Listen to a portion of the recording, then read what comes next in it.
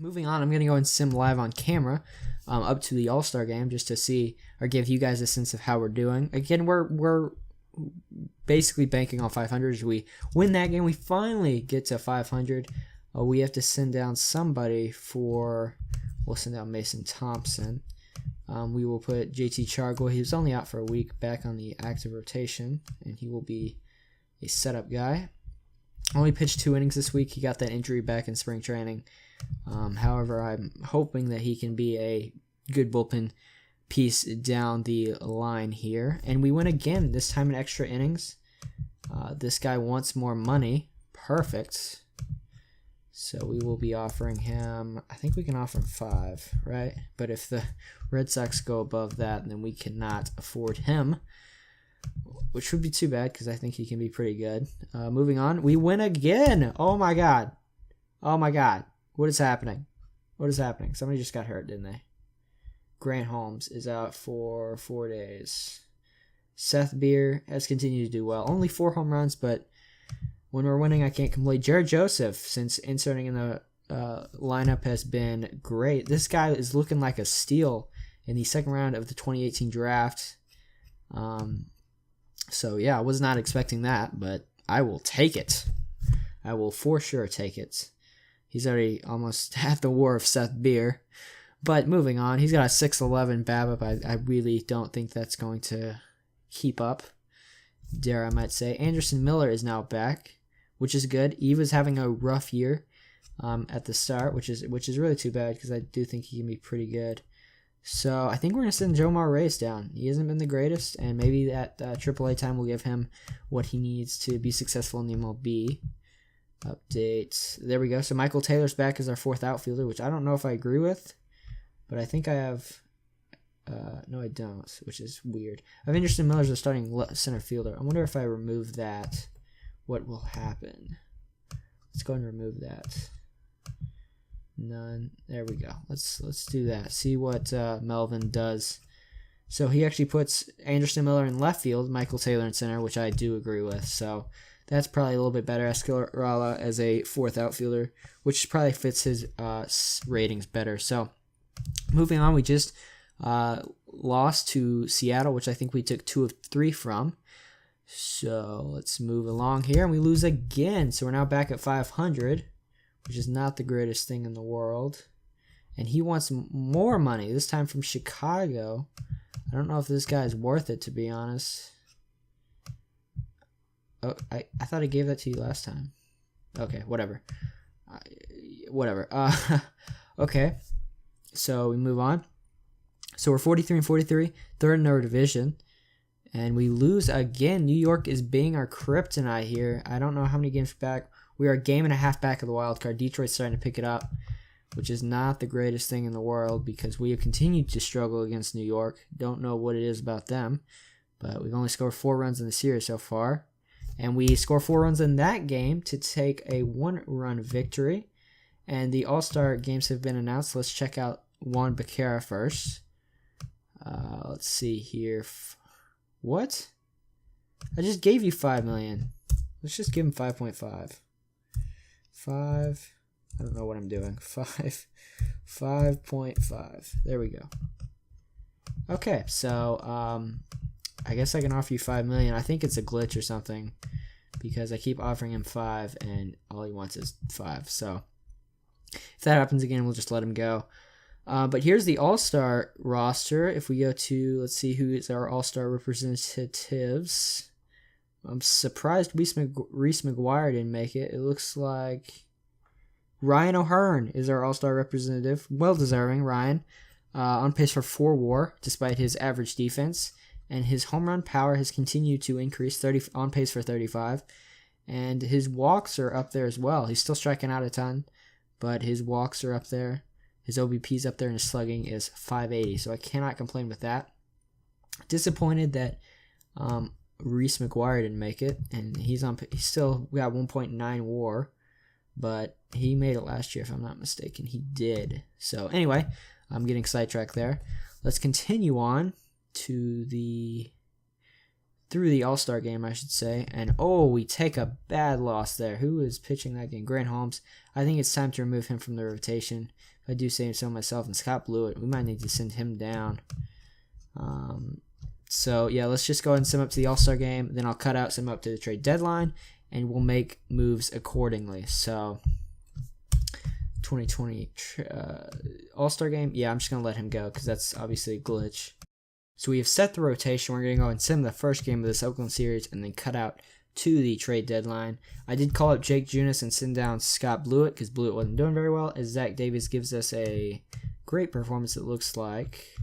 So Chun gave up the 3 runs, so Zach Davies gave us 7 1/3 scoreless innings. So he's been a fantastic signing, A+, just fantastic. Don't know what else to say about that. But anyway, now we're going to cut out until the trade deadline. I'll cut back in with the stats, and then we will see what moves we need to make.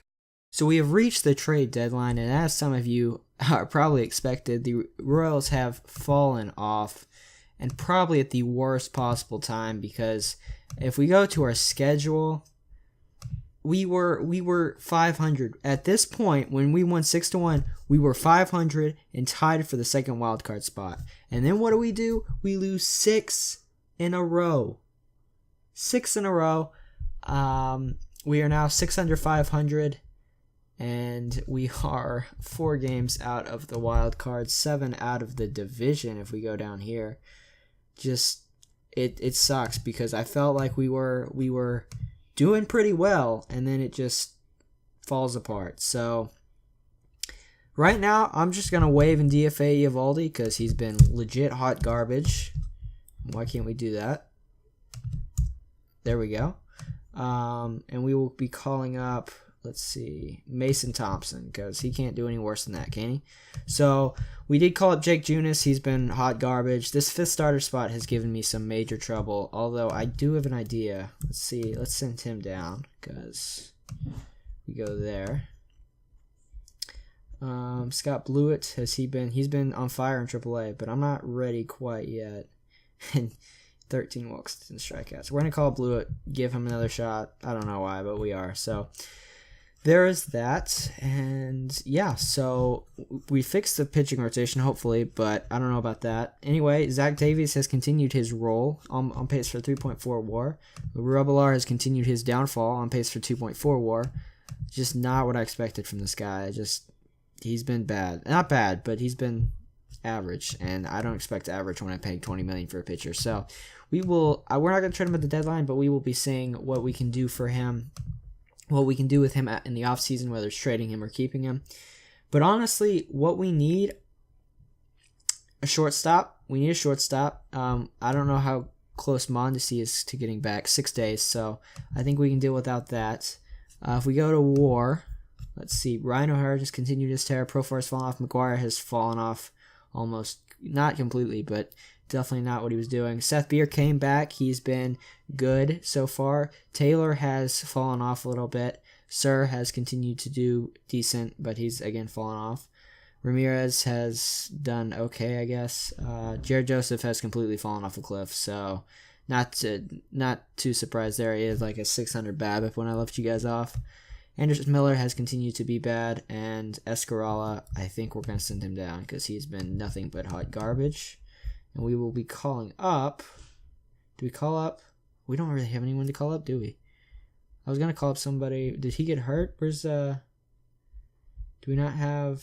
I guess we'll call up Samir Dunez. We had to send him down because he wasn't doing very well either.